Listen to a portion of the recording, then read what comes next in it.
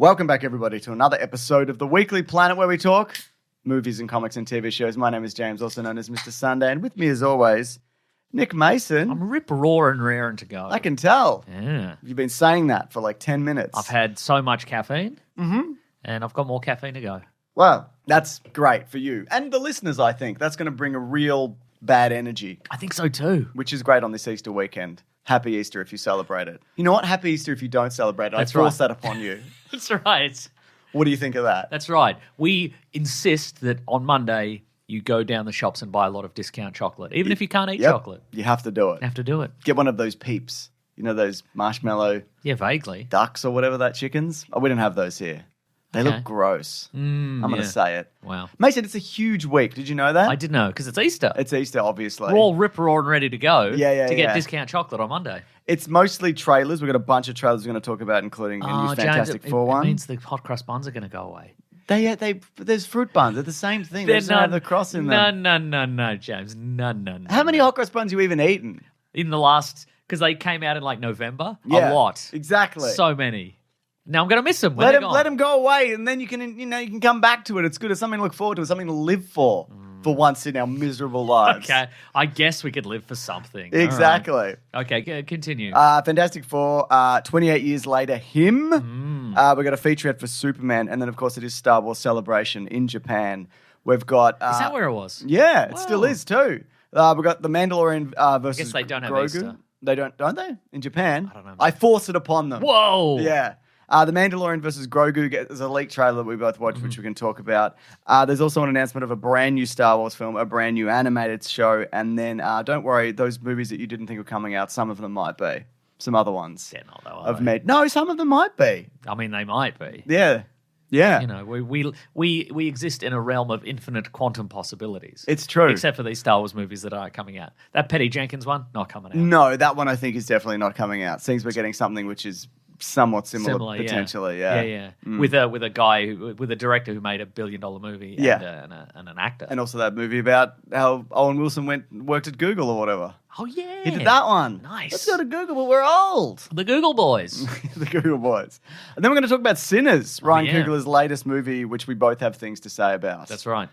Good and bad. I don't think I have anything bad to say. You told me you got only exclusively bad things to say about it. I was tricking you. Oh my God, you got me. Yeah. Looking forward to talking about that. I met the devil down at a crossroads and he said, give James a big trick. What? I'll make you the best guitar player in all the land. But you don't have a guitar. I know. Are you going to get one? No. Just like knowing that I've got it. Yeah. And I can go to parties and play Wonderwall. Just pick up somebody's, and people will be crying, in the living room. Because you play the best version of Wonderwall. Wonderwall, exactly. But you can't sing. It's not important.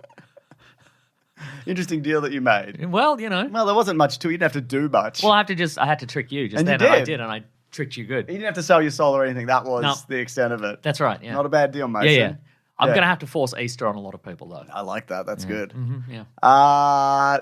There's time codes below. Rob Collings, who edits this, he puts them in if you do want to jump to anything in particular. He does a darn fine job. That's right. I bet he met the devil at a crossroads, and the devil said, You're doing a great job. You're doing a great job. And do you want to be even better at putting in time codes? Mm-hmm.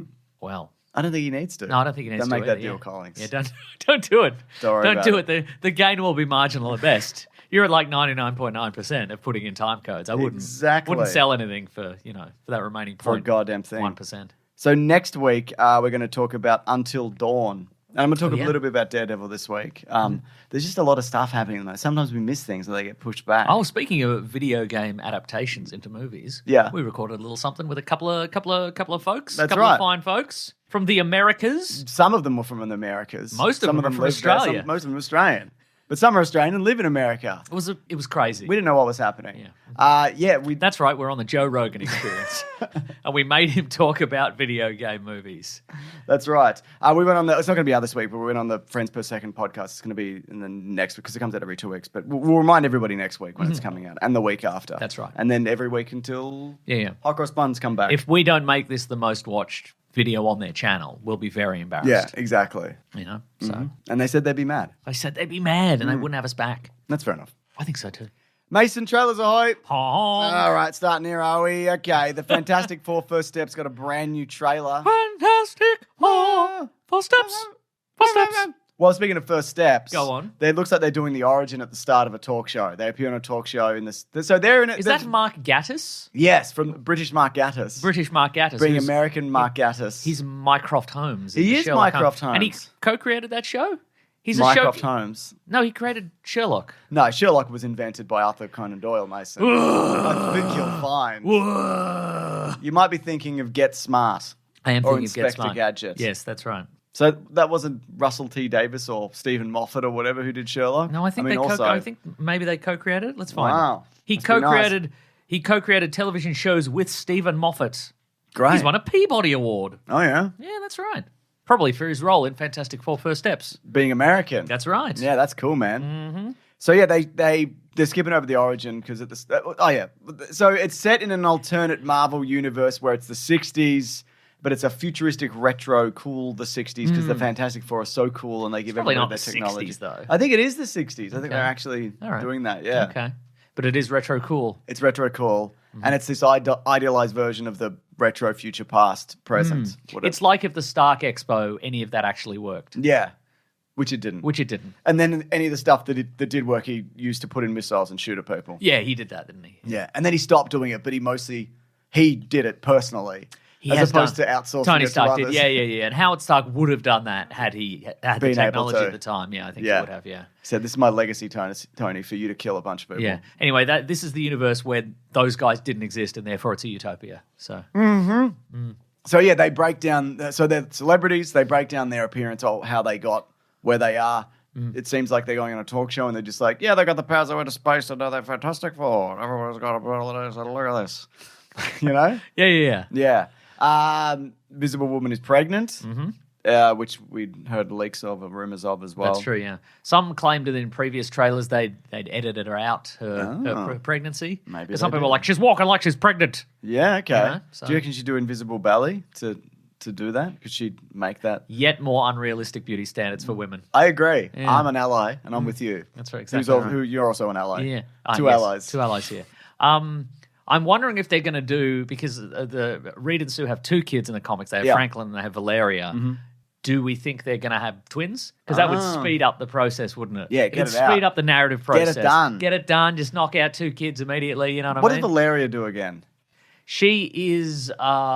she's very closely allied with Doctor Doom. Oh, no! So she's kind of like... I don't know what her powers are, though. That's what I think she's just smart. I don't know. Yeah. I mean, I'm smart. Doesn't mean anything. No, I mean, come on, man. I'm an ally. But I mean, Franklin Richards is a mutant, and he has sort of everything powers. Well, yeah, depending on the era, he's got like very significant reality altering abilities, kind of thing. Yes. Like there's a famous issue where he and his sister are being pursued by a villain, and he's dressed as like a little cowboy with a little cowboy fake guns. Okay. And the last moment, he turns his cowboy gun into a real gun. Yeah, nice. It's just something he can do. That's cool, man. Yeah. Yeah. So apparently, she's very smart and doesn't have any abilities. So but she's very smart, and that's cool. Mm-hmm. Originally, Von Doom was her name. So there you go. Mm-hmm. Probably something going on there, I reckon. Maybe. Probably. Maybe they'll skip to all of that. Well, speaking of, we don't see any Doctor Doom in the. No, that's true. We didn't. Did you see that apparent leaked image of Doctor Doom? There's Tony Stark variant? I'll tell you what. Well, I mean, it can't be because he's in a full suit. Yeah. Like that's that. If they're not doing a full suit anymore, they're doing dots. They're doing Robert Downey Jr. shows up in his regular. If it's a concept art, I suppose. Yeah. I don't know. No. I mean, people said, "Is this Mark Hamill?" Because also Robert Downey Jr. apparently had a big birthday bash, and he's got that haircut. He's got a sort of a swoopy doop haircut going on there, a real swoopy doop. Yeah, that's pretty good. And people are like, well, that's on the invitation, and people are like, is that what Doctor Doom's going to look like? I mean, how's that going to fit in the helmet? Great question. Is he going to have a swoopy doop? If it is real, and I agree with you, I don't think it is. Mm-hmm. I think maybe for a lot of the movie, because they're paying so much for him, they will have armor, no helmet. Yes, absolutely. Or some other kind of. He'll become Doom at the end, and it's like, no, I'm Doomsday. Exactly. But not like DC Comics, like Marvel Comics, they'll say. Yes. Yeah. What else is... we finally get to see what Reed Richards stretching looks like. Looks pretty good. I don't mind it. Yeah, it's not bad. It's never been done great. I saw an interview with Pedro Pascal where he said he based it on the noble octopus. I don't think he said the noble octopus, but we know they are. He said the brilliance of an octopus. Oh, the brilliance of the noble octopus. But then he said not in any literal, physical, translated way, but I put it in my subconscious. So it's acting. Okay. Yeah. So he's sort of pretending. He's got to the be subconscious of an octopus in his head now That's at all right. times. So whenever you see him on Hot Ones or, Yeah. on the red carpet or whatever, just know he's got the subconscious of an octopus now and he can't get rid of it. Whenever he's in a fish tank, just know it's That's right. the octopus thing. Whenever you're in a Chinese restaurant, you get to pick out something from that big tank. Yep. Just know if you pick out Pedro Pascal, that's cruel, actually. Just chuck him in the boiling water. Leave him in there. Leave him in there. Or purchase him and let him go free. Let him free, yeah. You know? Throw him out in the street. Throw him down the drain, What else is a lot of stuff in this trailer. We got Ben Grimm Pulling a big tanker. and he's pulling a big tanker, which is incredible. Have a look at that in slow mo, or get a good look at that because that's a CGI character interacting with presumably CGI water and maybe a real model of a ship or whatever. Like that's just showing off. That's like Avatar too. Apparently, a lot of this is practical. A lot of model work, like Galactus is a lot of guy in suit stuff. Okay, all right. So I think they're saying they're using kind of like. I would love that if old-school Galactus was movie just technique. guy in suit. Yeah. You know, I would love that guy in suit and then a cardboard city. I would love that so much. Mason, you're gonna love it. Well, we see his big foot. We do see his Bigfoot. Yeah, but is he big enough to eat a planet? He's probably got a big ship and whatever. Well, he's got a big ship and like his size for people who are gonna. But there are some people who are gonna complain about this trailer no matter what. Yeah. But he's really he's a projection really. Yeah, he doesn't look like that. Yeah. It's because you can't comprehend him, so it's just kind of what he appears like. Sometimes he's a cloud. Yeah, sometimes he's a cloud. But we also see Ben Grimm lifting up a little green Volkswagen. Yeah. A lot of people have compared that to the first appearance of Superman, Superman on the first Action Comics where he's hurling that. Subtle dig at James Gunn and Zack Snyder. I think so, yeah. Reflection, which I don't like. I don't like it at all. Yeah. We also see this version of Silver Surfer, Shia LaBeouf. Yeah, who's... Julia Garner. Yeah, but that's this universe. I know people are having a cry about the female Silver Surfer. Well, here's the thing. Well, I think people are having a cry about this because it's woken. Yeah, but what if Black Panther was white? What do you think about that? Oh, that's a Mason? really good point, actually. White chicks, you ever seen it? Could Oh, do yeah. that, could they, these days? No. I think they're going to. I think they're making a sequel. They're going to, though. Like, watching this trailer, instantly, like within 5 seconds, you're like, oh, I see why they've done this. They haven't done it for equality reasons or whatever. It's because they need to have a love interest for Johnny Storm. That's what this is. And if I had to put money on it, I would say at the end of the movie, Johnny Storm has to make the choice of not pushing the button and Galactus destroys the universe, or he does push the button and the world is saved, but He can't get a big kiss. he can't get a big kiss from the Silver Surfer. And that's what happens. I'd choose the kiss. Yeah, I know you would. Because you're a low dirty. I'm an ally. Yeah.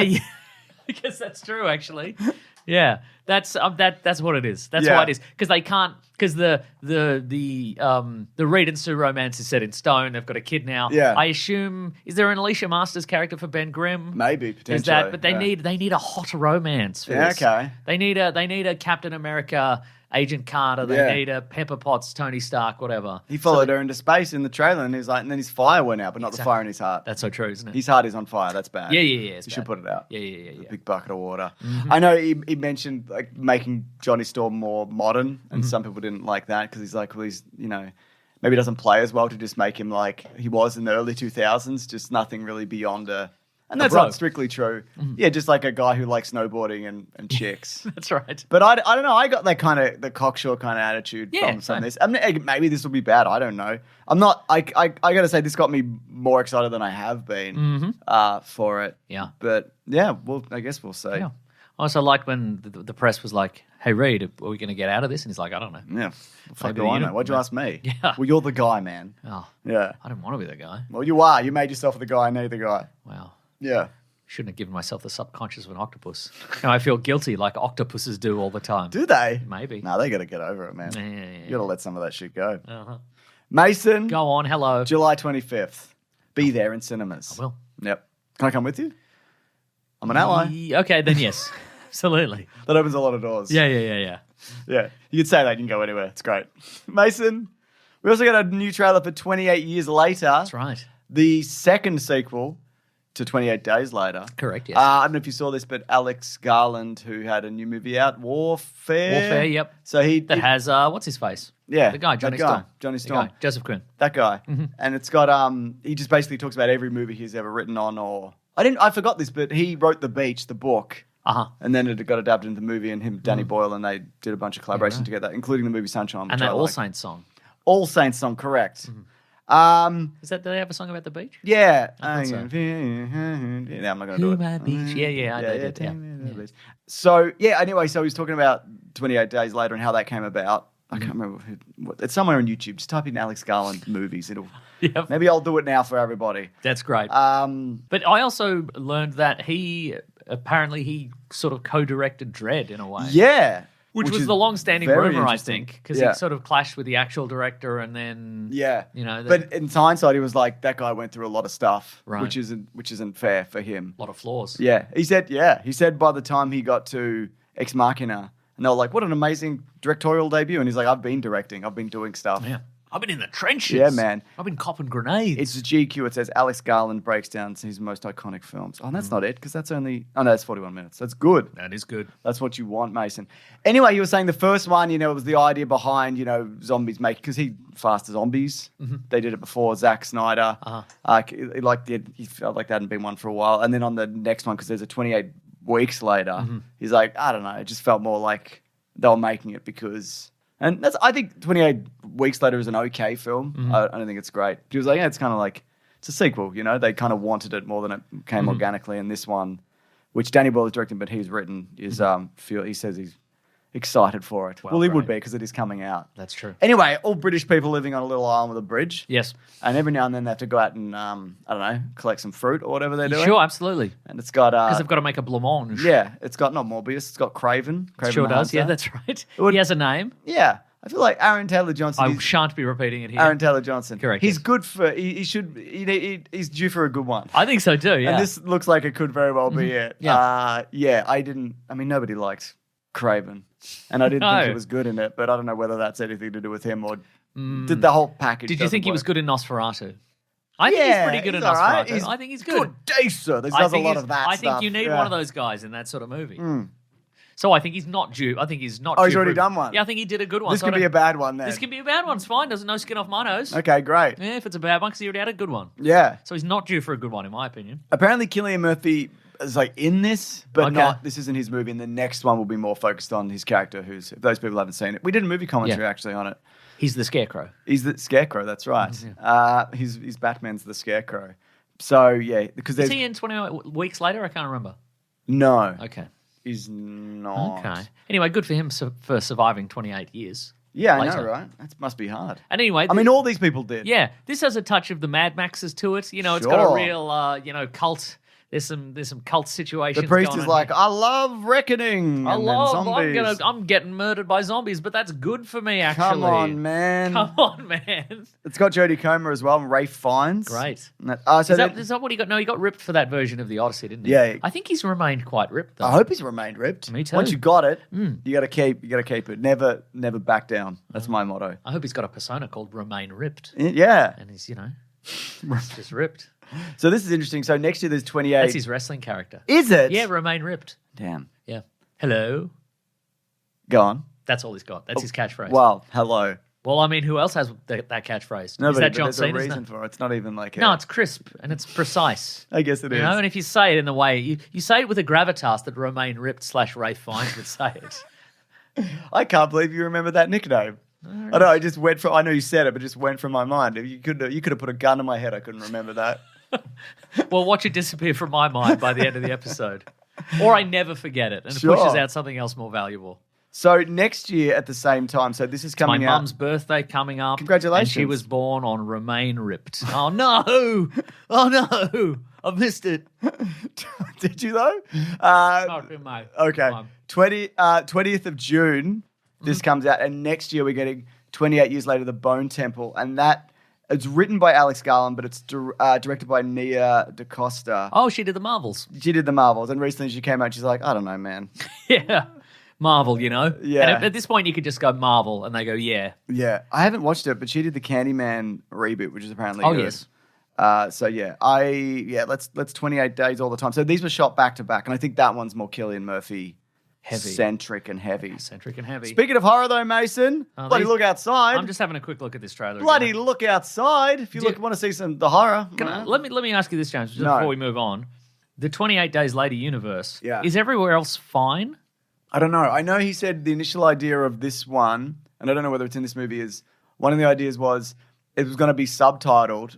And it was going to be Chinese Special Forces coming into the UK. Oh, to finally figure out what's going on. And I think that would have been incredible. And maybe there's a bit of that in this. Well, we do have some Special Forces going in there. Maybe they're... I wonder if they're like, well, we can't, there's a... That'd be a hell of a movie, man. Yeah, but I suspect that is probably something along the lines of like...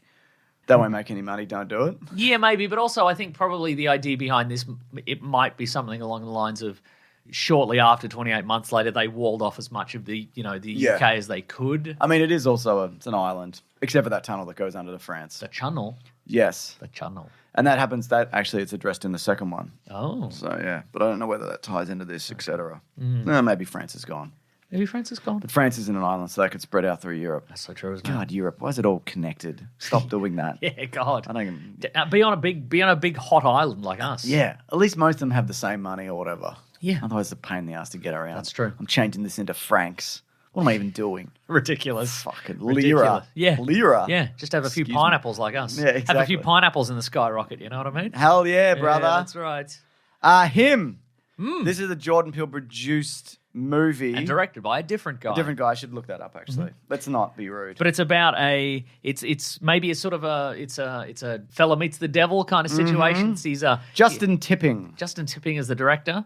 And this is about a young man who's an aspiring sort of... He wants to do big football. He's a college athlete. He's a big college football guy. And it's like, what would you do? What would you do to become the best of the best? And he encounters what I think is meant to be a legendary football player, but it's perhaps the devil in disguise. Or maybe Marlon Wayne. It's a Marlon Wayans. Or maybe he's already made that deal. Maybe it's Marlon Wayans from White Chicks. That's right. Was he in White Chicks? Yes. Was he? It was him and his brother, I Damon think. Wayans. Yeah. Okay, great.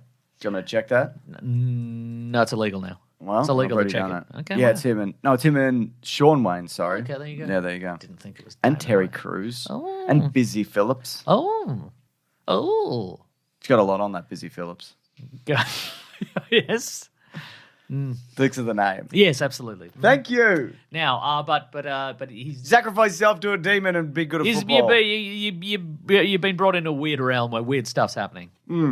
Mostly football drills, it seems, but really violent football drills. I'm trying to think if there's anything that I'm passionate about that I would sacrifice myself to the devil or sell this. What if it was really... It's a big week for that, isn't I was it? big at podcasting. That's true. Time codes? Time codes. I got a guy. Yeah, but you could be better than him. Why would I want to be better than him? You just could be. Yeah, but I don't want to jealous. Do it. Maybe. Yeah, that's what I thought. I guess I would sign that to be better at him and then not use it. But just so he knows that I'm better. I don't have to worry about it because I already got that thing from earlier. Oh yeah, whatever it was. Guitar. Oh yeah, guitar. Damn, I'm good guitar at that. hero. Yeah. 19th of September. Pretty good. And then James Gunn said this week, look, there's not going to be a Superman trailer for a while. You just bloody got one. Yeah. But he tricked us. You greedy little piggies. That's what he said, because we actually got a Superman featurette, which was a look behind the scenes at the upcoming movie. That's right. July 11th, 2025. Yeah. A lot of practical stuff, Yeah. which I suspected from the trailer, but we see here the robots in the Fortress of Solitude, they're built for real. They're actually out in the snow. For Yeah. the snow scenes. Love being in the Would snow. they film that in Norway? Norway? No way.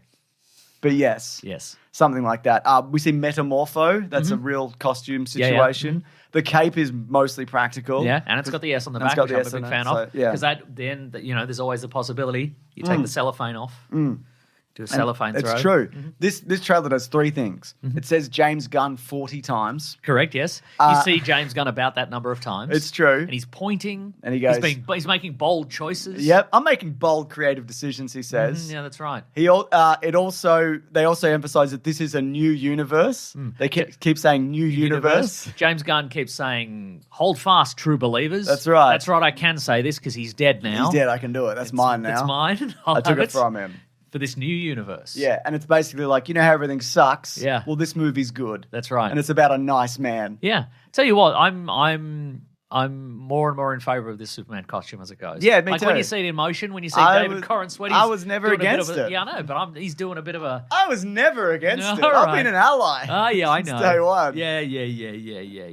Yeah, so when you see moving and shaking in it, Yeah, though, yeah. But you see David Corrin Sweat and Nicholas Hoult just buddying about, which looks fun. Yeah. I think their relationship's going to be good in this. I'm sad that they're not enemies in real life. Me too. Yeah. So, that's fine, I guess. It's fine, I guess. Really looking forward to it. A lot of that just looks really good. And just the look of the Daily Planet. And there's a moment he's sitting in a little ship at the end, which I assume is one of the... It doesn't look Kryptonian. It looks like it's... what are they called? Looks like the Fantastic Four ship. Yeah. And he's like, I'm going to crash this and ruin their movie. I'm going to kill that guy from the bear. I don't even know his name. I don't even care. Shh. It's me, James Gunn. Shh. I'm on the set of the Fantastic Four. I'm going to burn this place to the ground. I'm making bold creative choices. Yes. One of which is to burn down the Fantastic Four sets. I think it's the Justice... New universe, more like only universe left. Whoa, come on, mate. It'd be the Justice League something, whatever the first. Yeah, it could be a Lord Tech. Lord Tech thing, yeah. Ship. Agreed. Again, July 11th, as mentioned. Hope it's really good. Me too. But I don't know. I mean, how could you know? I don't. Nice. Star Wars news, Mason. Oh. Not just any Star Wars news, though. A bunch of Star Wars news. It's Star Wars Celebration Japan time. And you're going to like it. It's time for a bunch of flights of fantasy of imaginary series and things that'll never come out. Some of this is coming out. Just them spinning a wheel, and it's like, it's just a wheel with all this. It's got like animated series, comic book, movie, video game, whatever on one wheel, and then it's got every character in the Star Wars universe in the second wheel, and you spin them together, and you go, Darth Maul animated series? Yeah, we're definitely going to do that. And there's another wheel that there's one option that says and the rest of them just say bin. Nice. So it should be good. Yeah. Anyway, it's in Japan. It's happening as we're recording, so we might miss some stuff. I know might be some video game announcements and whatever. They showed that squad-based tactical XCOM kind of game. They announced that, so there's gonna be more of that. Okay, but don't worry if we miss something. Remember, it's not going to come out. So don't worry about it. Yeah, we don't care. Especially if it's a movie. It's not. They spun the wheel and yeah. You know what? This one might be the one. Because they've attached... Which one? This one, the Sean Levy... Oh, that one. Ryan Gosling let's start one. with that then. Okay. Yeah, this is the big one. This is the big apparently it is going to film. It's called Star Wars Starfighter. And this is not to be confused with Patty Jenkins' Star Wars Top Gun movie, which isn't coming out. That's right. Which they announced with a big video 6 years ago. When Patty Jenkins was in that fighter jet and whatever. And she went, I'm going to make Top Gun. Yeah. I'm going to strafe this small town. Yeah. With a real plane, not a Star Wars plane. No, just a real one. Yeah. James Gunn told me to. That's right. So that's not happening. And also I think she was like, and then Wonder Woman 2 came out. And also she was like, I'm going to make Top Gun. And then Top Gun 2 came out. And I was like, well, that's kind of the one, isn't Patty it? Jenkins, you're obsessed with Top Gun. Yeah, get over it. Related stuff. Get over it. Honestly. I think her dad was a Top Gun though.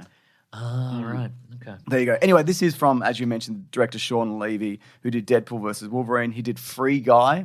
That's a freaking lightsaber, man. So you know he's ready for this. That's right. He did My Dad's in Star Wars, and also That's Me, I'm Star Wars. And the Google Boys. And the Google Boys, yeah. So, and some TV, probably? Yeah, something probably. Okay. But of course, he did a $1 billion movie in Deadpool versus Wolverine. That's right. And, he loves IP, it seems. But you remember My Dad's in Star Wars, and this is Star Wars, and that's a freaking lightsaber, man. Yeah. Ryan Reynolds, and he was from the future, but he was himself. Yeah. But sometimes himself. People are tired of Ryan Reynolds, so you get a guy who's kind of like Ryan Reynolds. Yeah. In the form of Ryan Gosling. Ryan Gosling, that's right. He's going to star in this, and this is set 5 years after The Return of the Jedi. Sorry. This is set 5 years after the rise of Skywalker. What? Yeah. What? That's right. We're moving forward in the timeline. I don't like that. But it's before the Rey trilogy, which is definitely coming out also. That's cancelled. No, it's real and it's not cancelled. He's cancelled you. Good, finally. Cancel from Star Wars? No, it says the one thing you have to commit to is Star Wars. I wanted to opt out of Star Wars. You can't opt out of Star Wars. Have you tried to cancel Disney Plus? No. Yeah, exactly, because you can't. Don't bother. He said, this is a standalone. It's not a prequel. Oh. It's not a sequel. Okay. Well, it's kind of a sequel. Is it a squeakquel? Yes, it is. It's Ryan Gosling and 3 plucky little alien furry little creatures, and they're all in his cockpit. Yeah. And he's like, get out of here. Get off me. And they're like, we can't. We're in space, Dave. His name's Dave, Starfighter. Because it's like Luke Skywalker. Your regular name and then a space name. Yeah, great. We can't get out of here. We'll die. But you'll also die because you're regular. I don't care. Unless you could you breathe in space? Because they did it one time. Starfighter. Remember they did it on that asteroid or whatever? No, yeah, Princess Leia did it. She flew through space. Yeah. She had the Force. Well, speaking of, maybe he's got the Force. Oh. It's a new adventure. It's set in a period of time that we haven't seen yet explored. 5 years after a previous thing. Nice. God, I can't wait to see the second First Order. I'm excited for this. Yeah. So this is from Daniel Richman. Yes, Pretty big good. scooper. Yeah, that's right. He said the pair embark on some kind of mission while being pursued by two villains, one male, one female. So the Padawan's, so it's a Padawan, it's a pair. So he's a Jedi, which might mean he's a disciple of Luke Skywalker. Oh, hell yeah. Because all these men died or whatever. Remember what happened to Luke Skywalker's mates? They all died because he had a little fortress and Kylo Ren killed them all or whatever. Was that in a dream sequence? No, it happened in the movies. I don't remember that. Kylo Ren killed all these, he burnt down the Jedi Temple? I remember the burning down of the Jedi Temple. I just didn't know there were any guys in there. No, he wasn't upset because the building burnt down. Oh, interesting. All my knickknacks. Yeah. All my knickknacks I'd collected. All my wooden books. Right? Which is what they do in Star Wars. All my wooden books and holocrons. The Padawan's mother also plays... That's like collecting DVDs and also like Laserdisc. Yeah. Wooden books and holocrons. The Padawan's mother also plays an important role in the story. And there's another major female character as well. Apparently it's going to have a... Well, you're flying pretty close to the sun there, Disney. You're not wrong, Mason. More than one female character. I mean, you said to me, finally, a Star Wars for men. That's what you said. I did say that, yes. For a white man. Yeah, that's right. So it says it's got a significantly smaller budget and a more constrained story. So I know they say it's a standalone. Mm-hmm. We'll see. We will see, won't depending on how well this comes out. Maybe the original script, maybe the original concept is a standalone. But once bloody Kathleen Kennedy gets her claws into it, you know what I mean? Yeah. Let's put some Luke Skywalker in there. Let's put some Harrison Ford in there. He'll be back. No, he's dead. Yeah, no, but Harrison Ford's still alive. And no, he's dead in real life. Oh, no. I'm calling it now. I reckon it's going to happen before this episode comes out. Damn. I was just looking if Ryan Gosling has ever done a sequel, and I don't know if he has. No. Is The Grey Man a sequel to anything? Is there a better movie than The Grey Man that came before The Grey Man? I mean, there is, but it's not set in the same universe. Yeah. You're thinking of Kramer versus Kramer. The only thing I can think of is he did that Papyrus Avatar sketch twice. He did, that's true, yeah. So I guess technically he does do sequels to some of his Saturday Night and he live worked sketches. with the Drive director on another movie, but they're Only God forgives. Only God let us chop your hands off. Chop your hands off. I wasn't going to spoil it. If you haven't seen that movie by now, yeah, you don't even know what it is. Yeah, that's don't worry about it. Yeah, what's that guy's name? Right. Nicholas Winding Refn. Oh, yeah, Wingdings. Yep, absolutely. Yeah. I knew he had a funny name. You did. What's interesting about this is, well, a number of things. First of all, Star Wars. Second of all, it comes out May 28th of 2027. In that month, on May 7th, is when Avengers Secret Wars comes out. Oh. So this is off the back of that. Okay. Which could be good or bad, depending on be. how either of these go. They've also... Wait, so they're setting up a Star Wars to run against a Secret Wars? I mean, 3 weeks after, but yeah, basically. Okay, right, wow. Yeah, you got to get out there. So true, isn't it? So true, Mason. I think this one is happening because it's... That could be the slogan for the movie as well. Star Wars Starfighter, you got to get out there. I think they said it's filming in fall in the US, so, Get me off of this crazy thing. Hey, Dave. They're all in his cockpit. They're all in his cockpit. Hey, Dave Starfighter, we got to get to the Jedi Temple. Because you're friends with Luke Skywalker and you're his son. Agreed? Yep. And it's Father's Day. It's Star Wars Father's Life Day. That's right. Now, here's something that's even more coming out. Mm-hmm. It's called The Mandalorian versus Grogu. That is coming out. That's May 22nd of next year. Okay. There is a leaked trailer which you can find online. That's right. Some of us watched it. If you're a pirate. Yeah, if you're a pirate, which I'm not, but we watched it. You scum of the earth. We had to watch it. I had to do it for our jobs. Exactly. That's we didn't want to. Yeah. Can the coal miner refuse to mine the coal? No, exactly. He cannot. No, he cannot. We're merely a cog in the means of production. That's so true, isn't it? Mason. We've got to seize that means of production. I'm tired. I got it. Put that down. No. He picked up the podcast mic, everybody. I did. Don't touch that. Fun little visual gag there. For the rest of the episode, my audio is just going to be like... Yeah. But that's seizing the means of production, man. I think so too.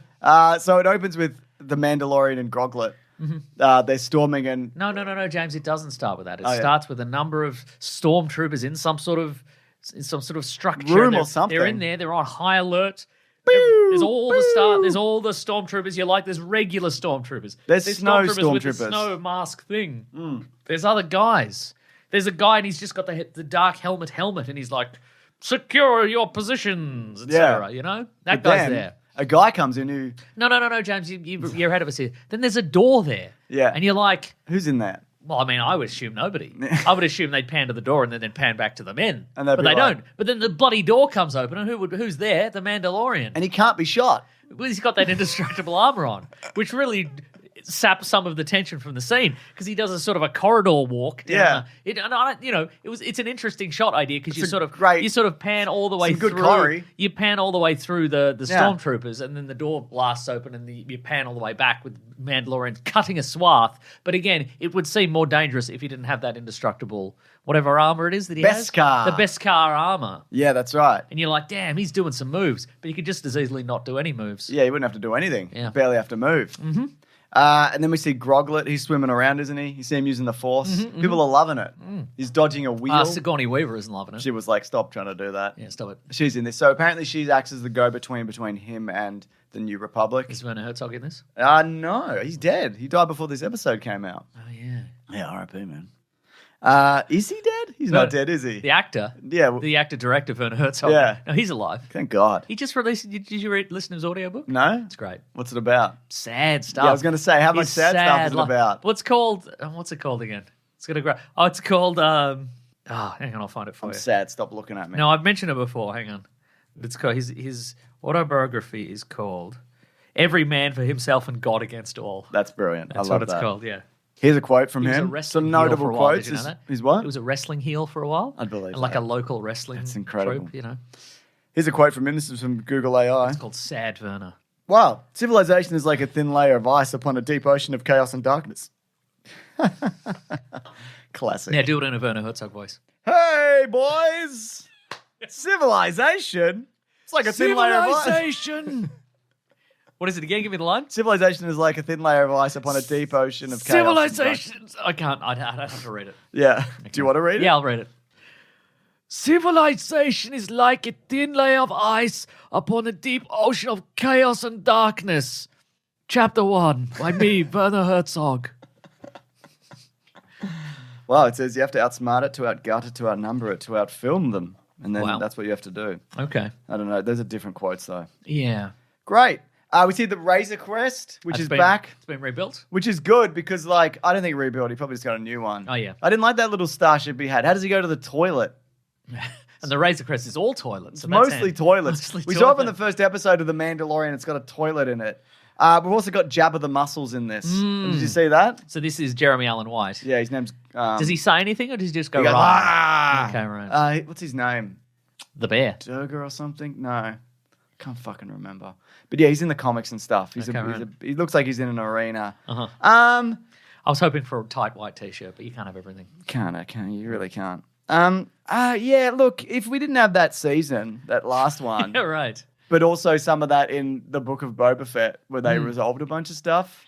Yeah, I mean, honestly, it looks better. It looks fun. If they'd just done, and obviously they can't do this because the Star Wars machine has to keep rolling forever, but if they just did the first season of The Mandalorian, which was fun cowboy stuff, a traveling cowboy and he goes to a different town every week and he solves some problems, and then there was a bit of nothing, and then this trailer hit, and you're like, who's behind the door? And it's The Mandalorian. Everybody's like, you poop your pants. It's like you're in a Star Wars ship without a toilet. Exactly. But because there was just they had to put Luke Skywalker in it and they had to connect that all the dots and stuff. I'm like, I'm not excited. And it built to Ahsoka, the TV series, which they're also probably going to talk about and celebrate. And what's his name's in it?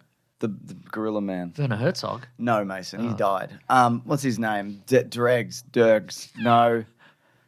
Chip. No. What the fuck's his name? He's in Rebels. Zeb, okay, right. Big Zeb. He's been in other expanded universe Filoni's cowboy hat stuff. Right, okay. This is the cowboy hat era of Star Wars, Mason. Absolutely it is. And you excited for it? Nope. Do you think the Mandalorian would look cool if he wore a cowboy hat over his regular helmet? And it's not a Beskar cowboy hat. It's just like a regular cowboy hat. Maybe. Remember how cool Timothy Oliphant looked? Did he have a cowboy hat, though? No, I don't think he did. You're thinking of that blue skin guy with the red eyes. Oh, yeah. Yeah, he had a cowboy hat, didn't he? Cowboy hat, yeah. Mm-hmm. God, it's good to have a cowboy hat. I don't know. Look, I'm going to go into this pretending most of The Mandalorian doesn't exist. I don't think that's going to be a problem for you. No. So at least 1.5 seasons plus the Boba Fett stuff. Yeah. I just forget that exists and I'll just go into this with the attitude of it's a little little lone wolf and cub, little cowboy adventure. Yep. I'll enjoy it. So the other thing is there was an announcement of an animated series called Maul Shadow World. Mm-hmm. It's set 5 years after Return of the Jedi, which is interesting because that's when he died. He was dead long before that. That's true. No, it's set 1 year after Clone Wars, and which would be in the era where Darth Maul builds up an empire. And robot legs. And robot legs. He already has those. Mm-hmm. He builds up a underground... The Crimson whatever. I don't know. That's a different one, I think. Okay. He's in Solo, and he goes, remember me? Because he's in the Crimson... Oh, is he the Crimson Man? Crimson Dawn? Yeah, that's right. He's like, look at me holding my lightsaber on this telephone call. Yeah. Anyway, it leads up until he gets poor, and then Obi-Wan stabs him, which happens in another Star Wars thing. Yep. Sam Witwer will return as Darth Maul and not Peter Serafinowicz, who played original Darth Maul's voice. This is going to be 2026. Okay, then. More animated stuff. We're in the cowboy hat era of that is animated true. Star Wars, Clone Wars, Rebels, Ahsoka stuff. That's true. So you're excited for this? No. Oh, do you know Jon Favreau's directing The Mandalorian versus Groglet? No, I didn't know that. Well, now you know. That's terrific. It's beautiful. Also, Lucasfilm President Kathleen Kennedy. Boo! You're indifferent. I am. It's true. Confirmed that 6 other previously revealed Star Wars films were still going ahead. Not true. This includes whatever James Mangold is working on. It was like a Force Origins Jedi movie. Okay. I guess the Simon Kinberg Rey trilogy. I guess James Mangold is back in because Indiana Jones failed, but then he did A Complete Unknown, and that was a big hit. That's true. So he's back on. He's back on the nice list. Yeah. You know. And you liked Indiana Jones 5. No. And you said it was going to be your most anticipated movie of the year, and then you were a bit embarrassed when it wasn't. You're thinking of you. Even though you knew in your heart it wasn't You're really thinking of be. you. You're thinking of you. You're thinking of you. I never said that. You said it every can't week. prove it. You said it every week on this podcast. You're going to have to do a lot of quick editing to remove all your claims. No, you're not even going to go and look at them, so I don't mind. She also specifically mentioned Taika Waititi's Star Wars film, and she's like, oh, he's on his own kind of timeline, you know. Let me be clear. Taika Waititi's Star Wars movie. Mm-hmm. And moving on. That's what she said. Yes, that's right. Which of those are going to go ahead? I think we will see the Rey trilogy. Mm-hmm. I don't know whether it's going to be anytime soon. But I think we're eventually going to get, I was going to say 7, 8, 9. We did that. 10, 11, 12. Or it might be a new Jedi Order series or something. I don't know. Do you want to keep numbering these? Do I want to do it? Yeah. Or do you want to... I could do it. I know you could, but do you think it's good for the brand to be like Star Wars 10? No, do you think absolutely not. I don't think anybody's excited to see Star Wars 10. No. Star Wars Episode 10. I think people... The Rise of the Force Power. I think the next one will be... The next Star Wars 10 will not have a number on it. People will informally call it Star Wars 10. Yeah. They'll be like, it's the start of a new trilogy or whatever. But this is a new era for Star Wars. It's set 5 years after Return of the Jedi. They've learned from, Mission Impossible and etc. Don't put a number in it. You stupid idiots. You stupid idiots. Yeah. No. I don't know. Maybe you leave it long enough, and then the people who grew up on the new trilogy, that was 10 years ago that first one came out. So they're already here. They're already at your work, Mason. Oh no. Yeah. So maybe then you because how excited were people for Episode 7? And you remember it was 10 years ago. I remember vaguely, yeah. It wasn't last year. No. It was 10 years ago. Wow. Yeah, wow. And that's all the Star Wars news we have for now. You okay with that? I'm okay with that. I wish I had more. Do you want me to quickly check? I wish you had more too, because I could do with a bloody quick nap. I'll tell you that much, mate. A quick nap in the studio. You can take a nap. Nobody's going to mind. Okay, I'll just crumple up this energy drink can and use it as a pillow. Also, I should mention that that Star Wars movie, the Sean Levy one, no, the Mandalorian one, that is also coming out. That's coming out May 22nd of next year, which is 3 weeks after Avengers Doomsday. Yeah, you mentioned that. Did I? No, I said that for the other one. I said that for Secret Wars. Oh, no, they're doing it twice. Doing it. Yeah. Okay. No more Disney December Star Wars movies, Mason. That's Avatar time. I guess it is. That's Avatar time, fellas. Mm-hmm. Put it away. Put it away, fellas. Put it away. Come on. It's time for big movie. Big movie time. That's right. Big movie talk about time. It might just be, Mason. Big movie talk about time. Here it is. Here it is right now. Sinners, which is Ryan Coogler's latest movie, at a budget of between $900 to $100 million. $900 to $100 million. Sorry, 90 to We're going that way, are we? We're going backwards. Man, I don't know. Bad news up front. This might have cost $900 million. Good news, it might have cost as little as $100 million. That's probably more likely. But look, realistically, it's probably somewhere in the middle. That's so true, isn't it? The box office for this It's looking like it's going to have a 45 to 50 US opening. So that's pretty good. It's pretty good for an R-rated movie, and that's also conservatively. Looking at like the early tracking, it might be a little bit more than that. Not to brag, but I bought my ticket. I didn't even check what the rating was. No? No. Didn't What's the brag here? When you said not to brag. Didn't even have if to. It was a brag, what would that look like? Didn't even have to worry about whether it was MA or not. You'd have to show your ID. That's exactly right. Didn't have to worry about it. I don't know how you walk around, Mason. Yeah. Just in your own body and mind. Hell yeah. Again, great outcome for an R-rated movie. How will it fare the next few weeks? We don't know yet. Probably pretty well. We don't live in the future. I feel like this one will kind of tick along nicely for a while. I don't know that for a fact. But of course, what do you think the story was? Oh, come on, mate. This is the bit where you tell us what the story's about, but you can't do too many spoilers. Okay. Like the spoiler that's in the trailer, which I didn't watch. I thought you did. No, but I assumed what I thought the spoiler was going to be. It's what happens. All right, so it's set in the 1930s. Yep. And there's two brothers, the Smokestack twins, Smoke and Stack. And you might be like, are they really brothers? No, it's one man. In real life. In real life, it's both. It's both Michael B. Jordan and Michael C. Jordan. That's correct. Yes. They're army boys. Yep. But then they came back from the army. They went up to Chicago to do some honest, good entrepreneurship. Yep. But now they're back in their hometown, which I think is Mississippi. Yeah.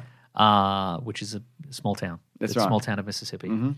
And they've got a bunch of money and a bunch of booze, a bunch of illegal booze. Yep. And they're gonna use that money to open up a juke joint. That's right.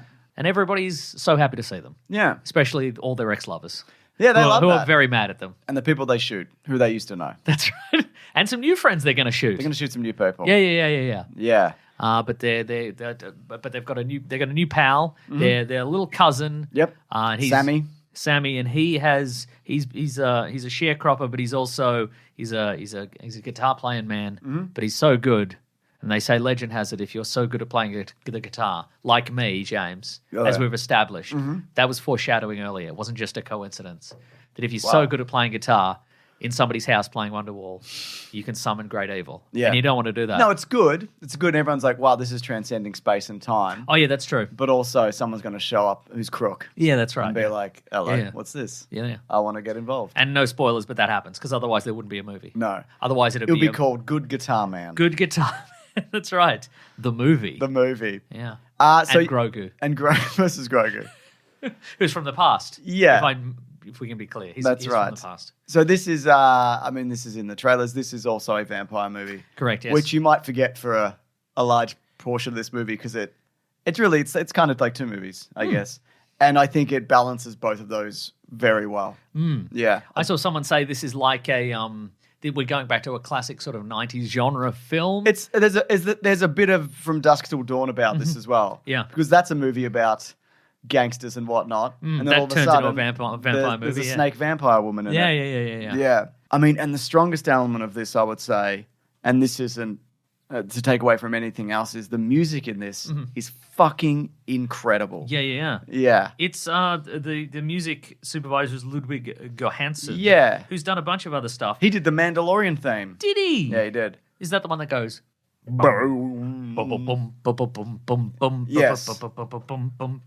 What else has he done? Oh, he did Fruitvale Station, which was another Ryan Coogler movie. That's he did Creed and Creed 2. Yep. He did Tenet. Yep. So, he's all over the place. Black Panther movies. He did Oppenheimer. Yep. Yeah, he's got an incredible filmography. Discography. Yes. And you'd hope so, because this is a movie, about music. Primarily. And at a certain point, it just becomes all about the music. You forget about the vampires. Yeah. But even though they haven't forgotten. No. And they're hanging around. They're ready to do some vampire stuff.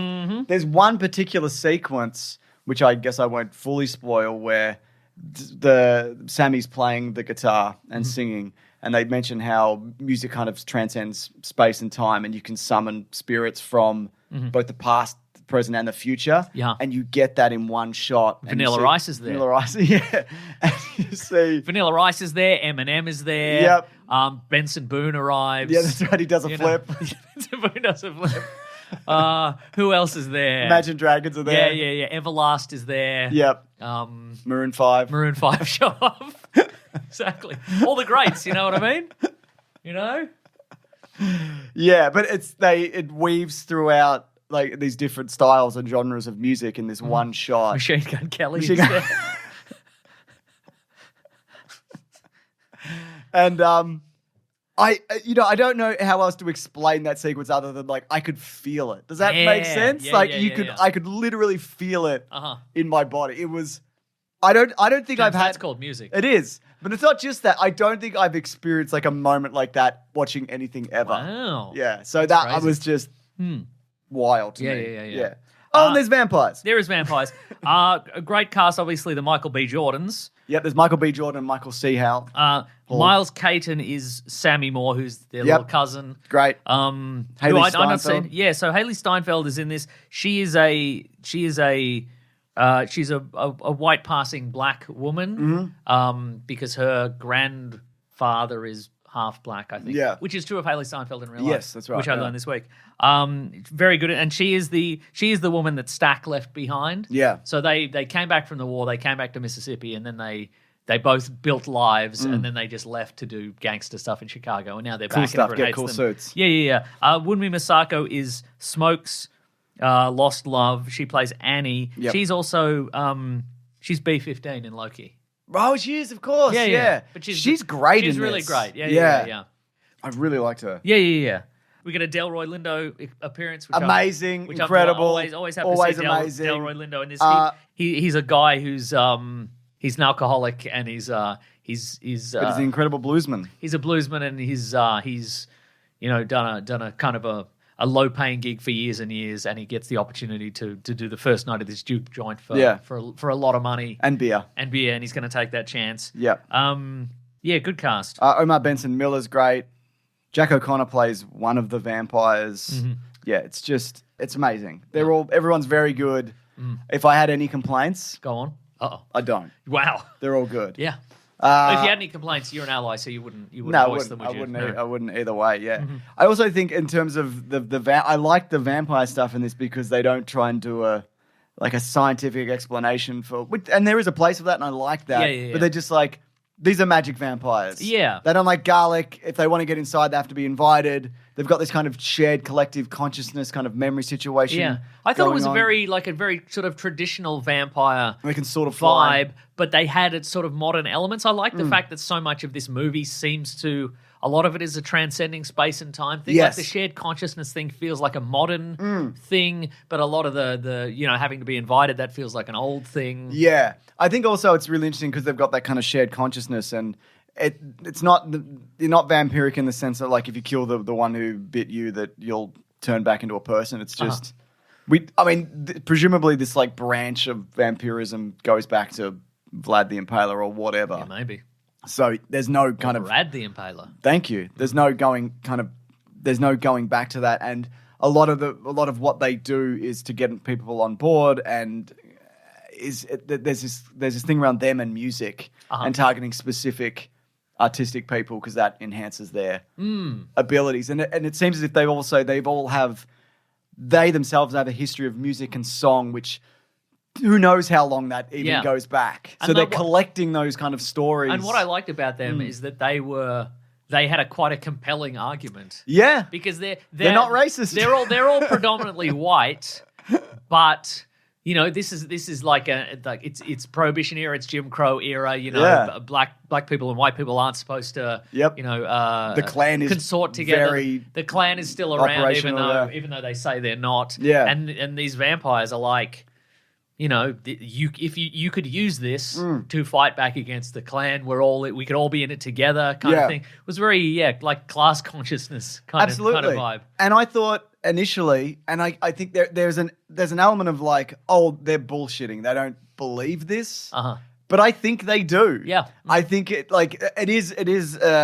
a way for kind of you to incentivize people to either invite them in or you go out. Yeah. But it seems as the if means of production. It seems as if they do, they do believe in that kind of, in a fucked up way that, that kind of, I don't know, unionizing. Yeah, they were unionizing. Vampires. Yeah. And there's this element of, we talked about this before we recorded, what did you call it, the opposite of Buffy in terms of vampirism? Oh, in the Buffy universe, when somebody is turned into a vampire, their soul is destroyed and sort of sent out into in tiny little fragments out in the universe. So it's kind of gone. But in this, if somebody is transformed into a vampire, their soul is trapped in the body. So which is bad. That's bad, I think. Sometimes it's pretty cool though. Seems pretty cool. You can do some cool stuff. Good action sequences. I was gonna say good action sequences. It's pretty gory. But I think even when the action isn't happening, just the two boys heading back to the... camera work in this... Yeah. Mate, I've written something down. Who have I got here? Hang on. Because I wrote down the name of... the cinematographer, Autumn Girold.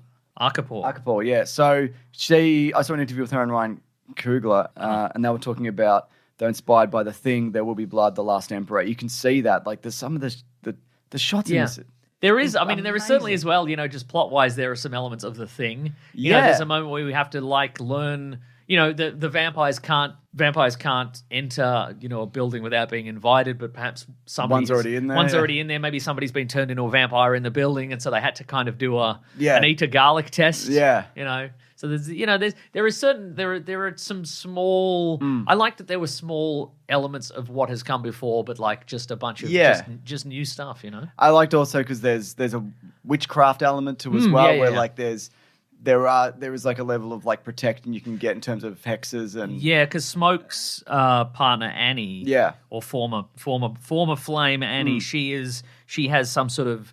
She has some old world mysticism and kind of he doesn't believe that. No, he doesn't believe it, but he has carried a kind of a hex bag. A totem with him, throughout the war and throughout his Chicago adventures. Yeah, that seems to have protected him. Also, pretty sexy, The movie. Yeah, not voodoo. No, not the voodoo stuff. But I'm saying in terms of it doesn't.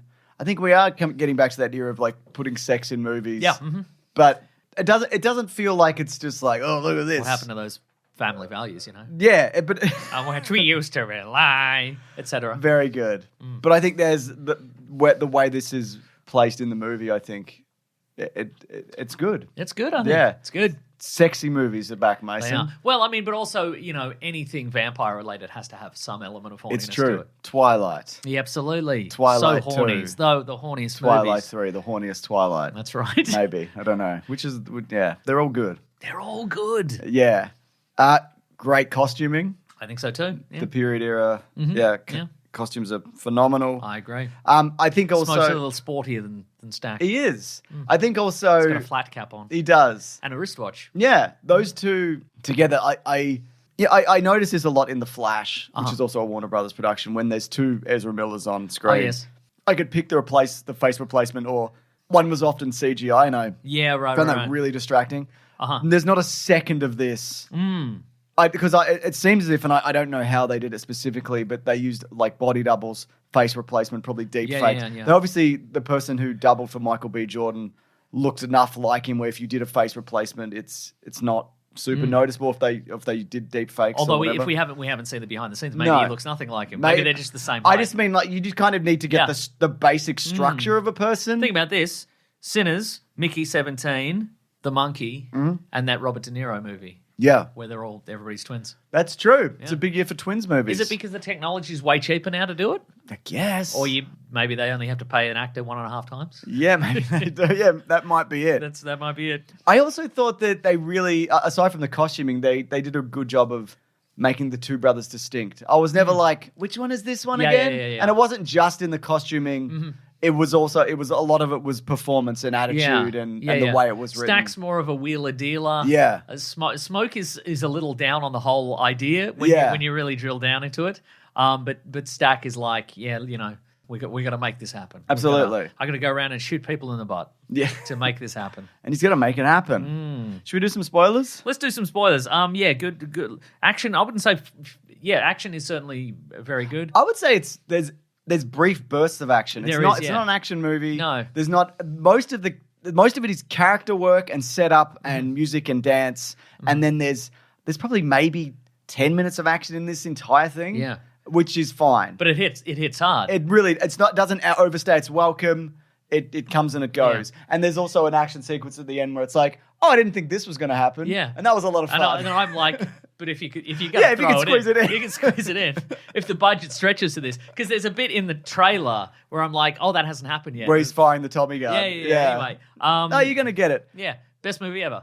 Great. Unsurprisingly. Loved it. Yeah. Best movie ever. I mean, we'd heard it was good, and it was. And it had me leaving the theater go, wow, movies are good. Yeah. Because, we recently saw the Minecraft movie. And Which even is though bad. you said it was the best movie I ever. didn't say that. I said it was bad. It's, it just... Also, this movie, not attached to a franchise or anything, but it does have a mid-credits and a post-credits. It does, so stick around for those. which we will talk. I mean, I think the mid-credits...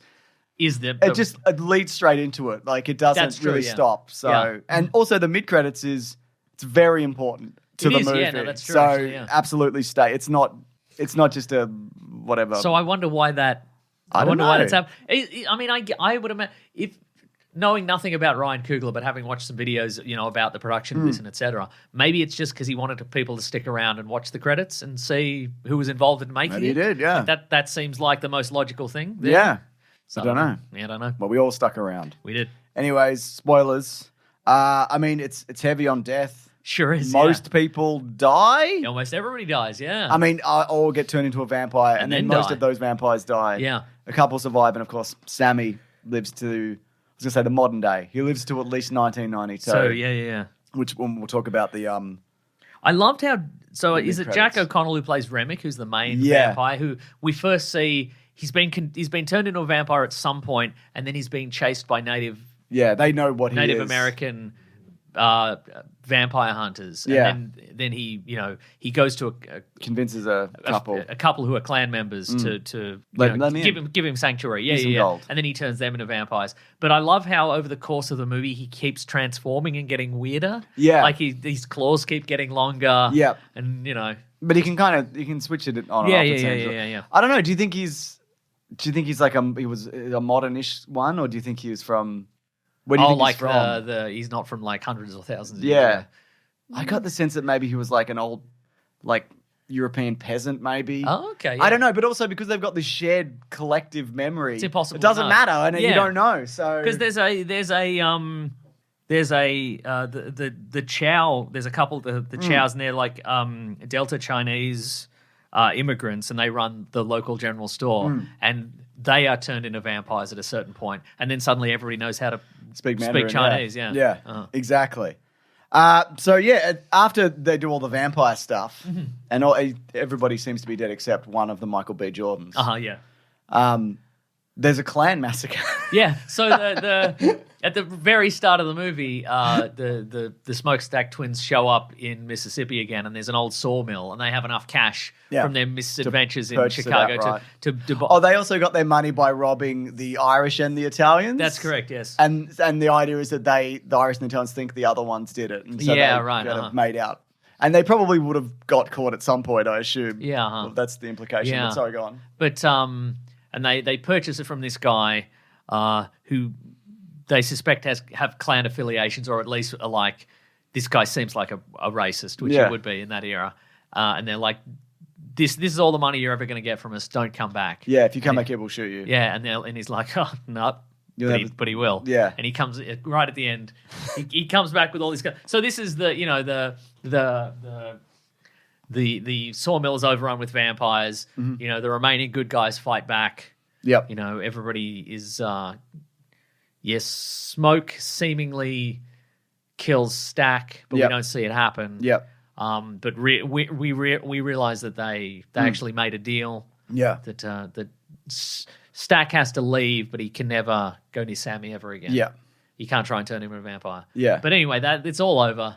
All the Michael B. Jordan, who's left, can't even roll a goddamn cigarette. Smoke survives till daytime, Yeah. and all the vampires that are pursuing him get stuck in. Oh, and they told him also as part of the negotiations to join him that the clan were coming the next day to kill them all. Yeah, that's anyway. right. Yeah. So you probably should get turned into a vampire. Yeah. And they do. They all show up. They do show up, but luckily, the Smokestack twins had foreseen this, and they foreshadowed a big trunk of stuff in the back of his truck, which contains a bunch of cool army guns and stuff. Yep. Big Tommy gun, and he just kills like a 40 big of them. light machine gun, and he just lays waste to them, and it's super fun. Yeah. It's so fun. It's very like Tarantino kind of. Yeah. There's a real satisfying kind of. Yeah. And it kind of feels like, not that it doesn't belong. That's the wrong word.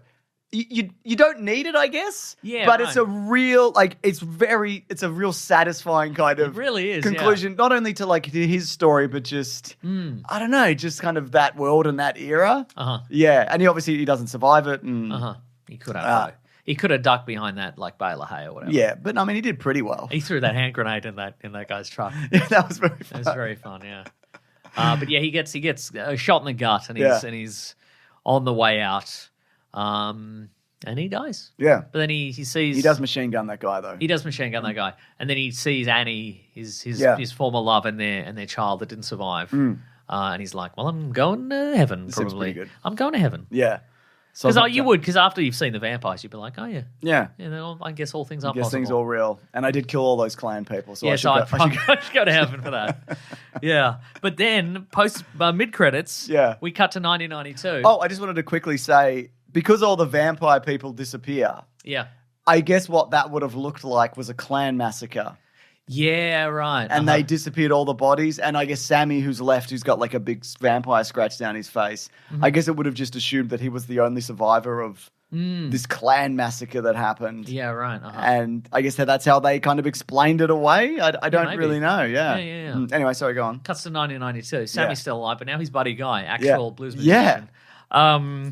And he's performing in a club, and who should rock up but two very 1990s looking Stack and Mary, Haley Steinfeld. And they're like, hey man, what's been happening? You're cool. Yeah, you're cool. You're cool. What's been happening the last 60 years? We got all your music. We think it's cool. We think it's cool, actually. Yeah. Yeah, just letting you know. Yeah. I thought that was also interesting. Oh, first of all, Michael B. Jordan wearing the best 90s Coogee sweater. Oh my God. That's an Australian original. Is it really? Coogee sweaters are Australian. I didn't know that. Haven't you seen me wear those weird sweaters I wear sometimes? I just thought, I didn't know what you were doing. Yeah, right. No, nobody does, man. No, they're good sweaters. That is one of the best I've ever seen, honestly. It's in that movie. It's great. Fiery red and orange. Yeah. Oh, little glasses. I hope they reissue that one. I don't know where they got it. But they're like... They just sort of reminisce. Yeah. They're like, honestly, it was one of the best nights we've ever had. It was rad as hell. It was rad as hell. Like, it was really scary. Yeah. But also, it was pretty cool. Yeah, like Sammy's like, I mean, before all the vampire massacre stuff happened, it's the best day of my life. I got laid. It was rad. Yeah, that's right. I mean, she died. I got to play music. I got to meet Eminem. Yeah. I got to meet Sugar Ray. Sugar Ray was there. So, I also thought... I got a preview of All Star by Smash Mouth. They were there. I just assumed that, I don't know, that they didn't have, the vampires didn't have their own agency. Yeah, right. But I guess they do. Because, I guess that the bond between those brothers is stronger than whatever vampire law. Yeah, guess so. And they offer to convert him into a vampire. He's like, nah, I'm good. Yeah. Mm-hmm. I don't want that. Yeah. And then there is a post credits where... I'll be honest, I did think Haley Steinfeld's character did die. I thought she burst into flames, but I guess she lived. No, she ran off. Did she? You see footage of it as well. Ah, okay. Yeah. All right. Good on her. Yeah, I said good on her too. But yeah, then there's a post credits and it's Sammy playing music or whatever. Back in the day. Back in the day. So yeah. I've got some reviews here. Would you like to hear about I would them? love to hear about it. It's from the Planet Broadcasting Great Mates group. Oh, yes. It's just from Heather Ringman, who says, I saw it and I liked it. There were good performances, great costumes, and fantastic music sequences. There are some strangeness with the script, like I wondered if there would be some things in the longer version of the movie that were cut out, but overall I thought it was fun, and I hope a lot of people go to see it. Fidel Reyes, Mason says. Oh, yes. You know Fidel. Friend of ours. Exactly. Ryan Coogler is one of those directors whose work I'll go out of my way to go support. Sinners in particular was worth the trip. It was beautiful to look at, and all the performers brought their A game. I really enjoyed Michael B. Jordan's performance, but I think I preferred Michael B. Jordan's performance. Nice. Alexis Gentry over at Trashway. You can check her out. Amazing. Sinners might be my fave of the year so far. Maybe.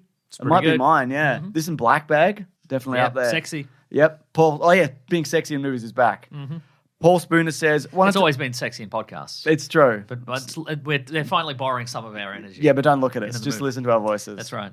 Paul Spooner says, wanted to love this, but it never fully clicked for me. Performances all around are great. The script held it back for me. Some of the melodrama between characters seemed hokey. Okay. Mitchell Hall says, genuinely one of the most enjoyable movies I've seen in cinemas recently. Everyone's acting is great. The visuals were great. The music is fantastic.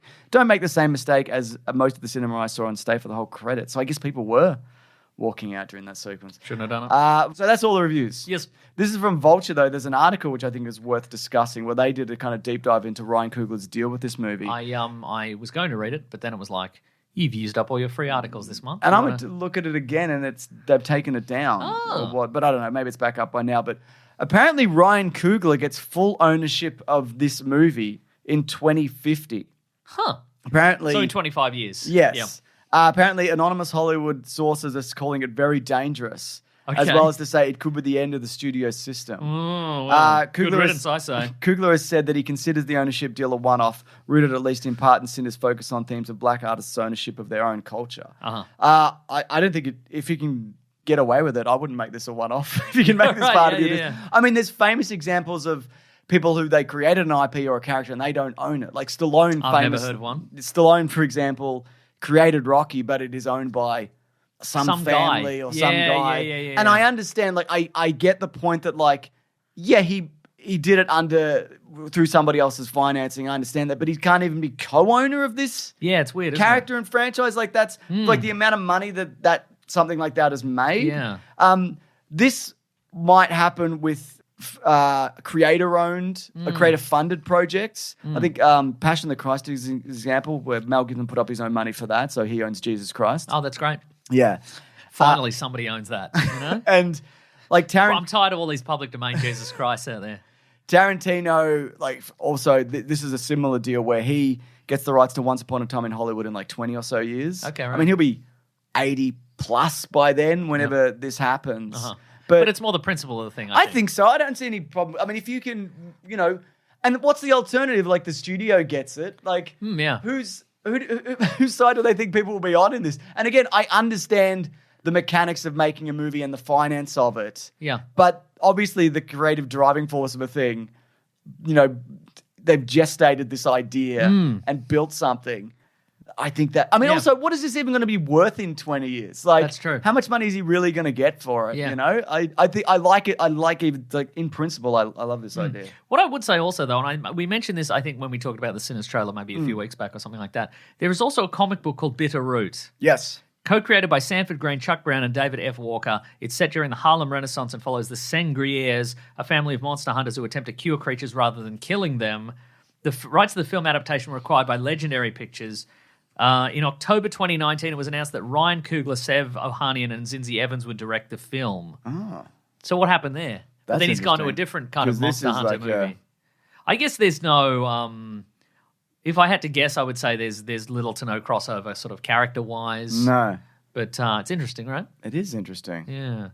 Maybe he was like, this doesn't fit for me. Yeah. But I would like a different... I would like to do a different vampire hunting thing. It says that Ryan Coogler was in 2019, and then in 2021 Regina King was attached to the project. Did you say that already? No, but that is director, true. Yeah, so that's interesting. I didn't know Regina King directed. Well, there you go. Very interesting. There you go. Oh yeah, she's directed a bunch. Mm-hmm. There you go. Yeah. Cool. It is cool. All right, Mason. All in all, good movie. I think Movies so are good again, and they'll never be bad. This is gonna, from here on out, all good movies. What's next week? Until Dawn? Oh, yeah. Could be a good movie. Could be good. Good things, yeah. Could be good. Should we move it along? Let's move it along. To what? What are we reading? What? What are we going to read? What? Yep. I'm doing the thing. What are we reading today? Wow, I love this segment. You know why? Why? So we talk about things we've been watching or reading or doing or listening to. That's so true. Yeah. Mm-hmm. What have you been up to? I'm still watching The Studio, which I'm enjoying. Oh, yeah, me too. I'm a lot of people are like, this is supposed to be a premium television, but it's just dumb. It's rude. I don't think it's supposed to be premium television. Like it's Entourage. It is Entourage. No, but it's kind of what's the term? What do they call it? Prestige TV. It's not supposed to be prestige. No, it looks like prestige TV, but it's stupid and full of idiots. But it's stupid and full of idiots. I think it did. I think maybe it did take me like an episode or two to cotton onto this. Yeah, it's silly, it's like a straight up comedy. Yeah, it's got the vibe of that, and they're doing some interesting things like which I think is fun. I don't know if they're going to lean into it the entire season, but like when the characters are doing a genre thing, the episode itself is also that genre thing. Like there's an episode where there's a whodunit. There is a whodunit, and so the they contrive a way for the main characters to put on trench coats and like solve a mystery. This mystery of a missing film reel while they're working on this mystery film, etc. Or there's an episode where a director has to do a single take. A long single take sequence, and that episode is a long single take sequence. I don't know if it really is. Or maybe it is. It's very impressive regardless. Yeah, but I just like Seth Rogen and Evan Goldberg's stuff generally. It is stupid. Who's the other guy? Barinholtz is great in that He's great in that as well, yeah. And you might get an occasional celebrity cameo like a Marty Scorsese. Or Ronald Howard. Ron Howard's in it, that's right, yeah. No, I enjoy it.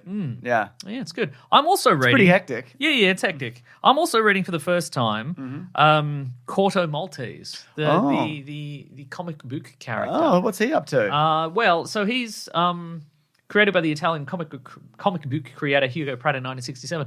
This is we mentioned this on, I think maybe on a Caravan of Garbage or something like that. It's sort of contemporaneous with like Tintin and Asterix and all those guys. Yeah. But I'd heard of this character before. In DC Comics, the island of Corto Maltese is named after him. So in the Suicide Squad, he's a cool DC guy. He's not a DC guy, James. But it's named after him. Well, yeah, he's an independent guy. But I'd never read Corto Maltese before. It's great. He's like a sailor, like a kind of he goes on adventures. It's also very well researched. Like there's a lot of what era are you reading of this? This is from the 1960s, but a lot of it is set. The first volume is set in like the 1910s. Okay. And it's sort of very like he'll take characters will take journeys to like the Philippines and New Zealand and stuff like that from this era, and none of it is kind of like stereotypical kind of based on assumptions. It's clearly very well researched, and it's a lot of interesting characters. Everybody's plotting and scheming in a very grown up kind of way. It's not kind of it's really good. Not like wow.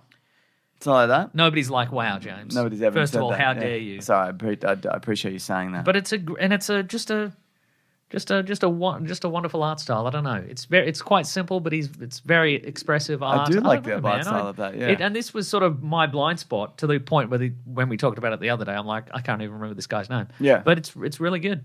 Cool. And I guess it's had a bunch of expanded stuff. There's been a live action TV. Some TV stuff, some movies, some animated stuff. I don't know, but animated. I do have to watch it all digitally though, because read it all digitally because it's not they've all been shredded and the print copies are hard to find in Australia. Perhaps unsurprisingly. There's such a thing as buying something overseas and spending a lot of money and getting it shipped over here for a lot of money. You know that you can do that. Wrong. There's not. No, they cancelled tariffs. You forgot about the tariffs. Man. God damn it. Yeah. God damn whoever did that. That's right. Was it you? Yeah, I did it. Nah, you're all right, mate. Yeah, thanks, man. I don't know if we're actually going to get a chance to do a full episode on this, but I finished Daredevil Season 1. Daredevil Born Again Season 1, which is Daredevil Season 4, I guess. Yes. I think all in all, considering they restructured this entire thing, I think they pulled it off. I think it's a very strong season of Daredevil. Okay. I think the action is generally good. I think the story... It doesn't feel like, and I know they mentioned it, like it doesn't tread water, I feel like, as much in parts. Like it moves forward. It's propulsive. It's propulsive. You're getting the Punisher's having his little moments and that in as well. It's not like MCU cameo heavy, which I'm totally fine with. There's even minor players like, I can't remember his name, James Gandolfini's son plays a role in this, and he's barely in it, but he's great. It does one of the goriest things that have happened in the MCU by far. I say, I'm not up to that episode in the very yet. last episode. Do you want me to spoil it now? Does the Kingpin like tear somebody's head off? He basically squashes this dude's head flat, and then like you see him like pull the jaw off a man, and it just like he just like crumples his head. It's wild because he's got Kingpin strength. He's got Kingpin strength, and so and it's very much it's a cliffhanger ending, and they're currently filming season 2, and hopefully. It seems like they've got the direction that they want to go. You're right. Now, finally, now. Okay. Yeah. Well, so hopefully 2 will be, very extremely cohesive. Yeah. Now, were you Charlie Cox is great as always. Were you propelled along by this by looking at the set leaks for season 2 and going, "Oh, he's got the black suit"? No, I mean I love that. Right. It looks amazing, and he's finally got the D on his chest, the double Ds, I should say, Mason. You would. Yeah. I mean, sure, but that suit looks incredible. It's way better than. I don't mind this suit in this season, but I think the next season, and he uses more of his Billy Club and stuff. It's really brutal. Like it's in a way that I don't even think the Netflix one could get away with. And I just even mean that from like budgetary wise. Yeah, right. There's things you can do with the violence with a budget that you couldn't do on Netflix. And I think it was Stephen Nestor Knight who showran, I think it was just the first season. He was like... Of the original one. He was like, well, yeah, we would have done more swinging through the city. It wasn't like a creative choice. Like, we wanted to do that. But it's really expensive. Yeah, but now you can. So it's not a flaw that they are making him more athletic. And like, yeah, he would have to be CGI to do this particular move or whatever. It's just that well, now you can do it. Or he could work a bit... Charlie Cox could work a bit harder. He could work a bit harder, exactly. Yeah. I really enjoyed it. Well, that's good. I don't know whether everybody feels the same way. I don't care. Wow. That's right, Mason. Well, normally you're very concerned. Normally you wait until everybody else in the room has said what they think of a thing and then you say, correct. I agree, actually. Yep. I agree with the majority here. Yeah, well, I did look into it and everybody's saying it, so I'm happy to go along with it. That's true. Yeah, no, good, strong. Liked it a lot. Bullseye's great. Whatever, etc. Again, he should just be showing up in things. I agree. He should be wrecking the Avengers. A chaos man. Every once in a while, yeah. Being a chaos man. Yeah. It is going to be interesting because the city is put in a certain place and it's about like in relation to vigilantes and curfews and things like that. And there is an opportunity there for Spider-Man or any number of New York-based villains that aren't necessarily from the TV series, but you could work in from the wider MCU. Willie Lumpkin, the mailman. Yeah, I don't know whether they're gonna do it. Aunt May and her famous wheat cakes. That's right. No, she died. Oh yeah, she died. She died, Mason. The Green Goblin stabbed her or something. Yeah, but maybe the real Green Goblin. Oh, okay. Yeah. Okay, great. The real Aunt May could show up. I would love that. Yeah. I'm something of an Aunt May myself.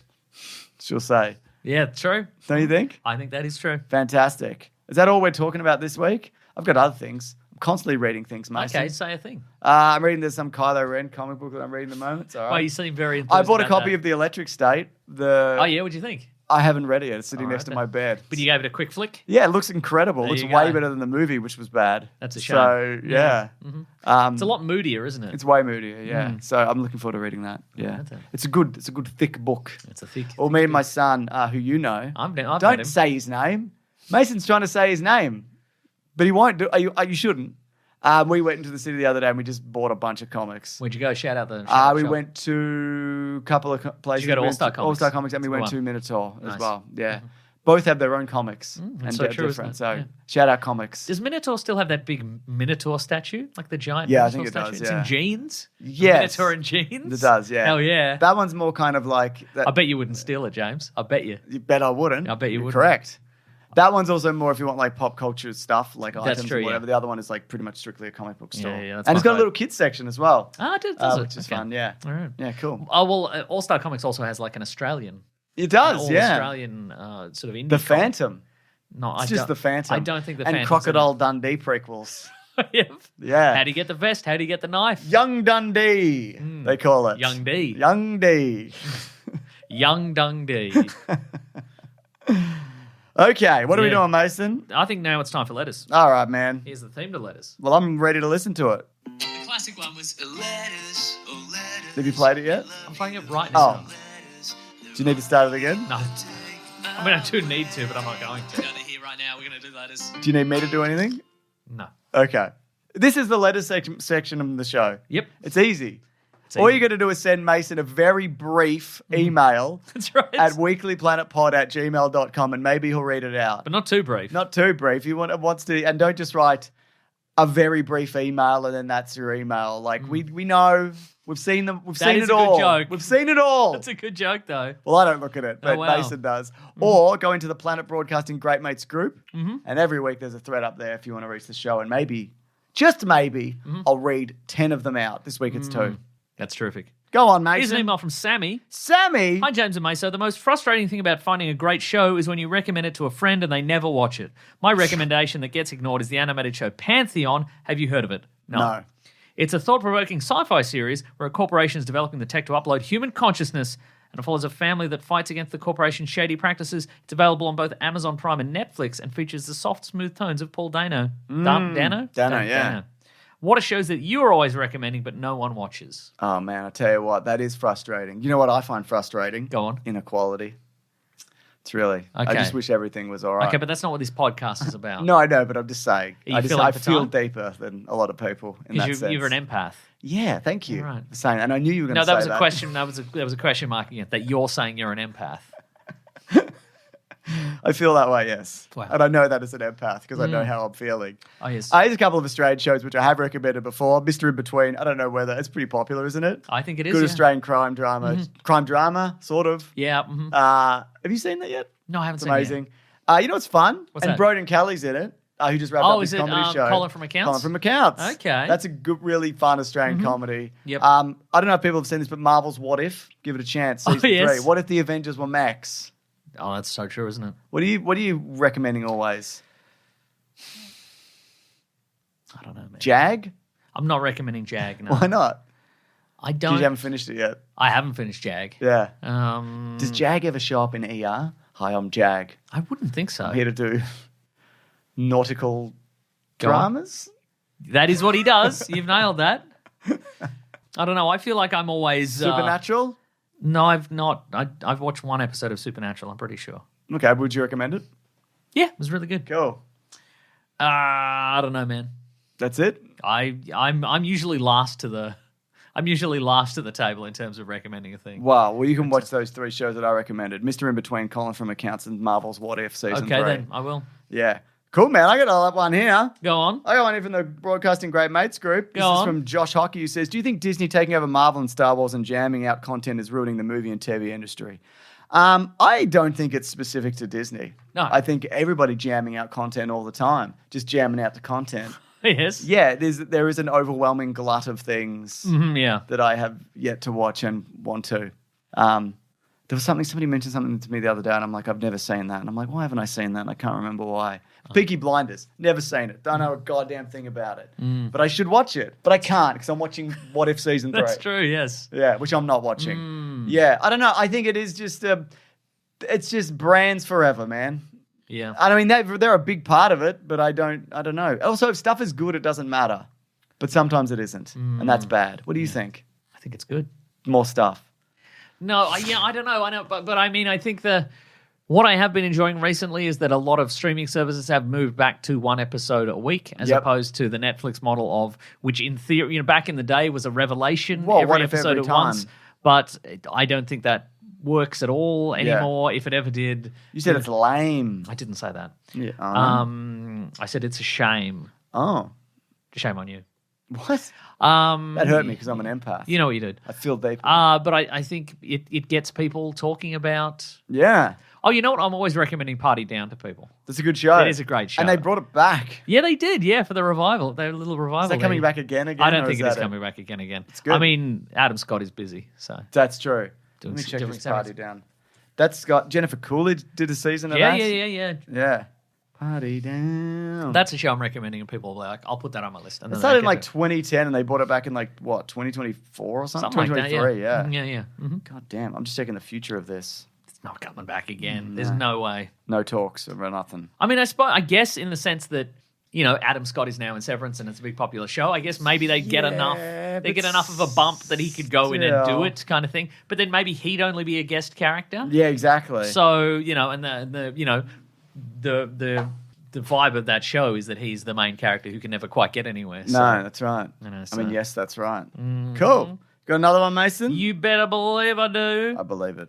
This is from Harry. Harry. G'day, boys. G'day, Harry. Long time listener, first time writer. I'm emailing from the grey and miserable UK. I Boo. work in retail. Over the years, I've had multiple people ask if I'm from Australia, Are you? as apparently my customer voice has a twang. Doesn't specify, but I don't think so. It's probably from listening to you two jokers every week. Come It's on. gotten to the point where I'm just rolling with it and hope to God no one from Australia actually asks me specifically where I'm from. Where is the best place to say I'm from to avoid any follow-up questions? Gun to guy. Gun to guy. They won't ask. Say I'm from the dog in the tucker box. Yeah. On the tucker box. That's right. That's where I'm from. Yep. Say you're from... Bacchus Marsh. Oh... No one's going to know that. Springvale. Springvale, yeah. Caroline. Say you're from Caroline Springs. Caroline Say you're from Caroline Springs and nobody asks any Just go, follow-up it's off the West Gate. Just say that. It's not, but it doesn't matter. It doesn't matter. Nobody They don't asks know. any. Yeah, that's true, yeah. Uh-huh. Where's Ned Kelly from? Glen Rowan. Glen Rowan. You could say you're from Glen Rowan. You can say from Glen Roy. You could say you were born under the Ned Kelly statue in Glen Rowan. That's right, yeah. You know? You could say you're from Glen Robbins. The man. The comedic actor Glen Rowan. Yeah, that's right. Glen Robbins. All options. That's true, isn't it? Yeah, just lie. It's fine. Yeah. I got one here, Say a mate. different one every time. Yeah, definitely. It's from Bradley Trenery, who says, with Sinners coming out, what's the best Too late, it's out. Yeah, true. What's the best twins movie played by the same actor? To be clearer, I guess I mean the most convincing set of twins which felt like two different actors were playing them, as in they had their own distinguishable personas. Yes. My vote is for Crook Bloke, Army Hammer in The Social Network, but also shout out to Danny DeVito in Twins. Very good, well done. See, the thing about Army Hammer in The Social Network is at the time I didn't know he was one guy. Yeah. So that's I'm maybe in a rewatch I'd be like, well, that's obviously Army Hammer playing two different guys. Adaptation, Nicolas Cage plays two Nicolas Cages. Yes. Double. But that feels like Nicolas Cage in two different wigs. Yeah, fair point. You know. What about Double Impact? One packs a piece, the other packs a punch. Yeah, that's so true. Jean-Claude Van Damme. What about Janelle Monáe in Glass Onion? But they're not really on the screen at the same time. They're never really on the screen at the same time. What about Tom Hardy as the Cray Boys? That I haven't seen that movie. I've just seen a bunch of clips on YouTube. But again, it's hard. That's hard to do because again, I know it's Tom Hardy putting on two odd accents. Oh, what was going on? And one's got glasses and one doesn't have glasses. What's going on here? Yeah. You know? What about Leonardo DiCaprio in The Man in the Iron Mask? Your favorite movie that you watched last week? I didn't watch it last week. What about Paul Rudd in I've Cloned Myself, Boys? It's a Netflix show. I don't think I've seen I've Cloned Myself, Boys. What about? It might be Michael B. Jordan. Honestly, maybe. Well, I finished yet. What about the Weasley twins from Harry Potter? I thought they were two separate guys. No, they've done a lot of elaborate social media stuff, this one person, to make it seem like in real life it's two of them, but it's just one guy. I don't think that's true at all. No, it's true. What about this one? What Go about on. Christian Bale? This is a spoiler. In The Prestige. Prestige. No. What about Adam Sandler in Jack and Jill? No. So it's Sinners, Michael B. Jordan. I think it might be. All right. You at no point. That's a spoiler for the movie Sinners. No, it's not. Yes, it is. It's not. You cannot say that here. I forbode it. You never question it even once. No, you don't. You really don't. Yeah. It's one guy. Yeah. Do you think that was originally going to be Michael B. Jordan and Jonathan Majors? I mean, did you say that here? I did say that here. It feels like it could have been. Yeah. Yeah. It's probably better they did this. I reckon. This would have been. This would I have think so stalled too. Yeah. in release. And, Yeah. Uh-huh. Yeah. Yeah. What about Mickey 17? Oh yeah, he's clones and whatnot. Yeah. Yeah, convincing. One's like this here, and the other one's like this here. Yeah. You know, One's more of a goblin. more goblin. 17's more of a goblin. That's than right. 18, Yeah. Mm. So that Yeah. Good question. Army Hammer. I mean, yeah, crook bloke, but yeah, that is it's a good performance and like staggering special effects. Yeah, right. And that, yeah, especially from it's like 2010. And David Fincher. And David Fincher. David Fincher, I call him. Now, here's one more email. Big D Fincher, from so. Caden. Yep. Now, you said you'd take the lead on this one. With the upcoming release of The Surfer and Dangerous Animals, Oh. I'm wondering which I believe are Australian horror movies, I was wondering if either of you had any recommendations for good Australian horror thrillers. And he's recommended The Royal Hotel or Talk to Me, so we're going to try and avoid those. You have a short list. I've seen The Royal Hotel. Have you seen it? I've seen it. It's great. good. It's very, we talked about this, but like it's a bit Wake and Fright, which is sort of an Australian horror movie. And it's got that silver surfer in it. It that does. Silver surfer lady. I'm going to let you take the lead on this one. I don't want to, though. I can't think of any I'm other going to movies. allow you to do it. I don't want to, though. People say you don't talk enough, and I agree. And I think this is an opportunity for you to think of several movies. I'm not going to. I don't want it. All right, I do have a list. I got 4. Okay. The Relic, which is it's more in kind of line with like the Babadook. It's like dementia and family Babadook lineage, Australian? and Babadook is Australian. Yeah. Oh, then I recommend the Babadook. There you go. And like family lineage and like the effect that dementia has on like children, like Right. and knowing that that's coming down the line of your family, and like it's kind of like it manifests in this house as like a physical rot of like the person and the house. It's it's not fun. Oh, that's Australian. That's Australian, mate. You can look that up. You can look that up in the yellow pages. That's Australian. Also, there's one this one's probably at least 10 years old, maybe older. It's called It's 2009. It's called The Loved Ones. It's directed by Sean Byrne. This one is, do you know Xavier Samuel? I don't know if you know Xavier Samuel. So it's basically this girl, she has a crush on this boy from school, but she's kind of a strange weirdo person. And so she gets her dad to kidnap him and we call them school formals in Australia, but she basically makes this guy do like a prom, in her house, and I see, like it's like torture porn and whatever. Ugh. But it's like people drilling into people's heads and stuff. It's I don't like unpleasant. that at all. No, Natalie Erica James directed The Relic. It's got Emily Mortimer as well, who's great among other people in it.